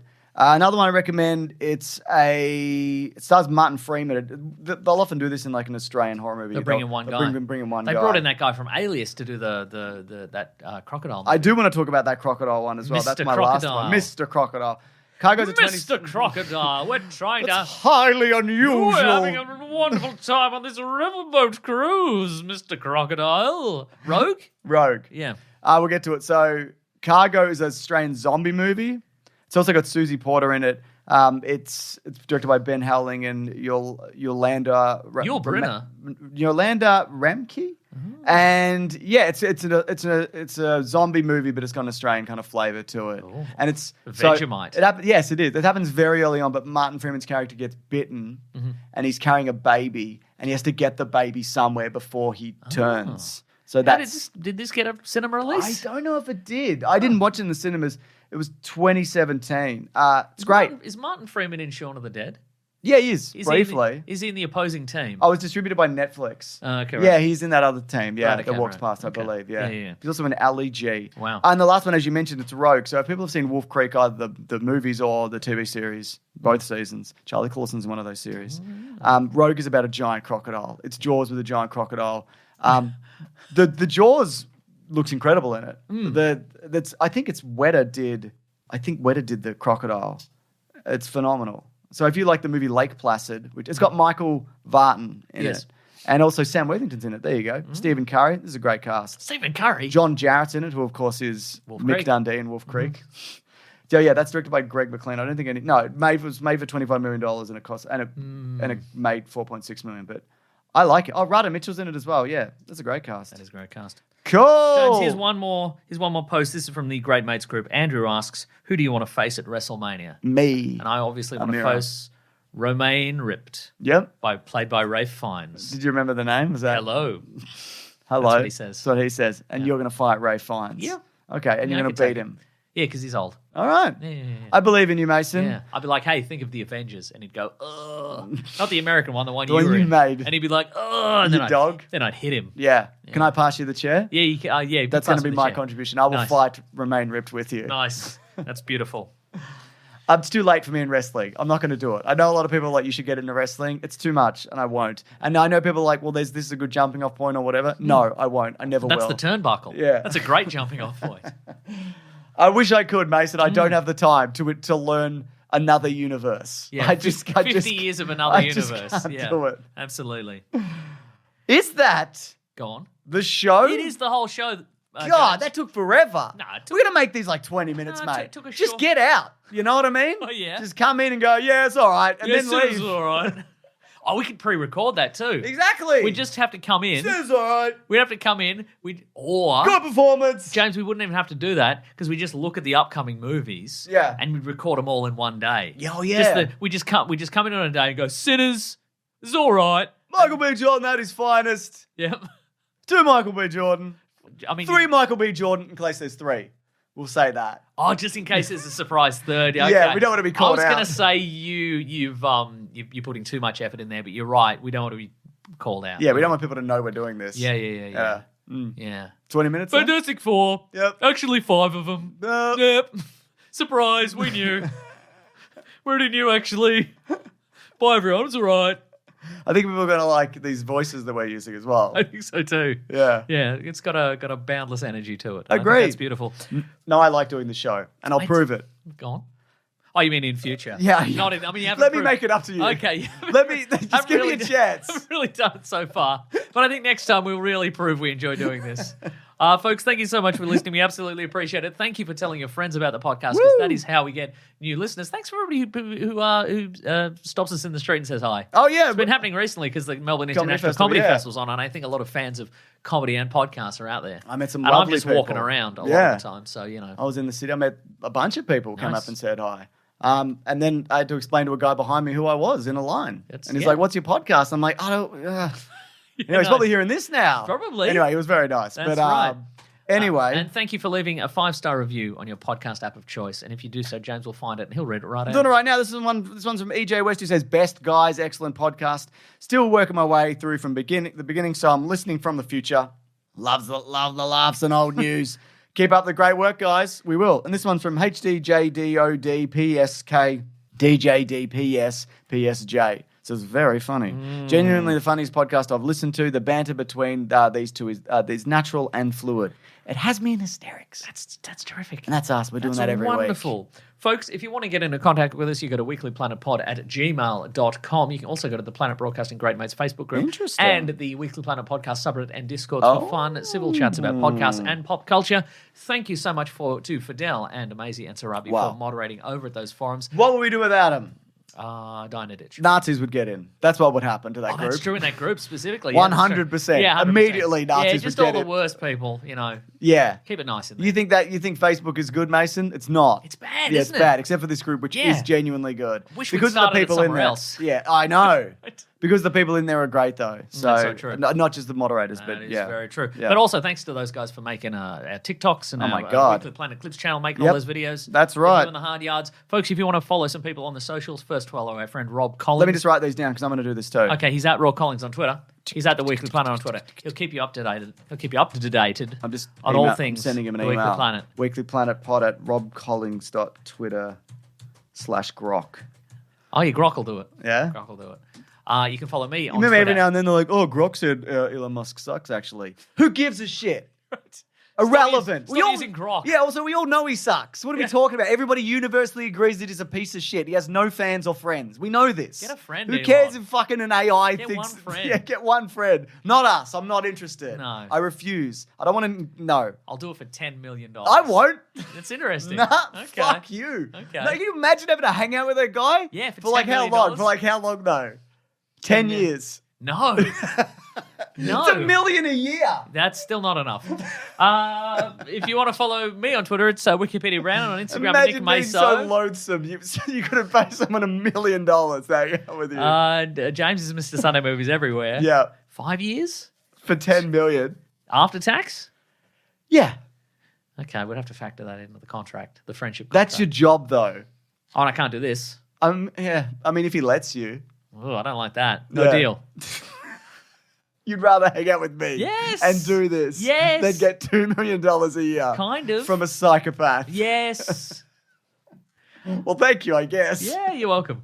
James is Mr. Sunday Movies everywhere. Yep. If you want to support the show, you go to patreon.com/Mr. Sunday Movies, chuck in a buck or an amount you don't miss, or you go to bigsandwich.co, sign up for $9 per month, bonus podcast, movie commentaries, early videos, video game let's plays. Yep. Or you can give us $2 million a year to be your friend. Absolutely, we'll do it. Unless you're that one guy, then we won't. Maybe probably not. Most honestly. other people will probably do it. Yeah. I mean, everybody would be at you all the time as well while you're friends with that guy. Yeah. Isn't he like trying to start like a weird cult of like impregnating a bunch of people? Yeah. And maybe he's asking you to like source people for him. Ah. Yeah. You got to wingman him at a weird party. Oh, I don't like Everyone's that. wearing a mask. It's Ugh. weird. It's like some weird freak is playing a harp or whatever. Yeah. He's got the Master Chief helmet on. Yeah, he's got the Master Chief helmet on, but no pants.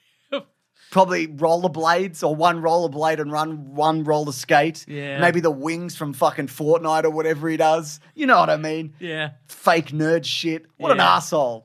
Anyway, so we go on. Absolutely. I've lost my place. A bonus podcast. Early videos, commentaries. Oh, yeah. Thank you to the Brute and the Basilisk and Rack and Fruit on musical themes. If you want a t-shirt, you go to tpublic.com. I'd So love for a the t-shirt. Weekly Planet, or Weekly Planet posters.